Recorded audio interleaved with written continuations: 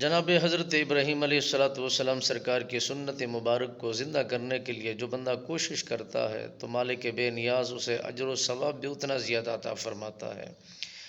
ہر بال کے بدلے نیکیاں بھی ملے،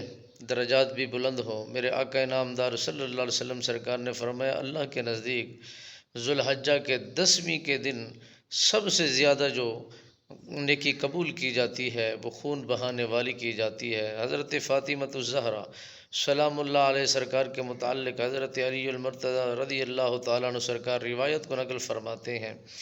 اور میرے آقا نامدار صلی اللہ علیہ وسلم سرکار نے فرمایا، اے فاطمہ اٹھو، اپنا قربانی کا جانور تلاش کرو اور قربانی کا جانور لو۔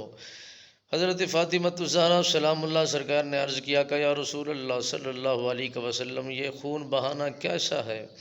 میرے آقا نامدار صلی اللہ علیہ وسلم سرکار نے فرمایا، ہمارے باپ ابراہیم علیہ السلام کی سنت مبارکہ ہے،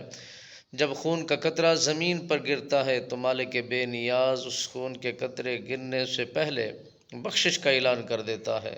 معافی کا اعلان کر دیتا ہے، اور سبب ایسے پیدا کر دیتا ہے کہ ہر نیکی قبول ہوتی ہے، ہر اس کا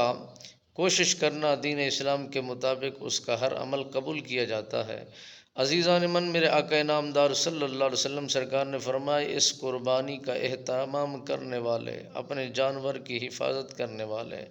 اس کی دیکھ بھال کرنے والے، اس کے اندر اللہ کی رضا شامل حال ہے، محض اللہ کی رضا کی خاطر وہ کرتے ہیں۔ تو مالک بے نیاز نے فرمایا، جو قربانی جس جانور کی جاتی ہے اس کے ہر بال کے بدلے نیکیاں ملتی ہیں، ہر بال کے بدلے درجات کی بلندی ہوتی ہے، ہر بال کے بدلے مالک بے نیاز اس کے علم و عمل کے اندر، تقوی کے اندر اضافہ فرما دیتا ہے۔ وہ قادر مطلق ہے، اپنے بندے سے خوب پیار فرماتا ہے۔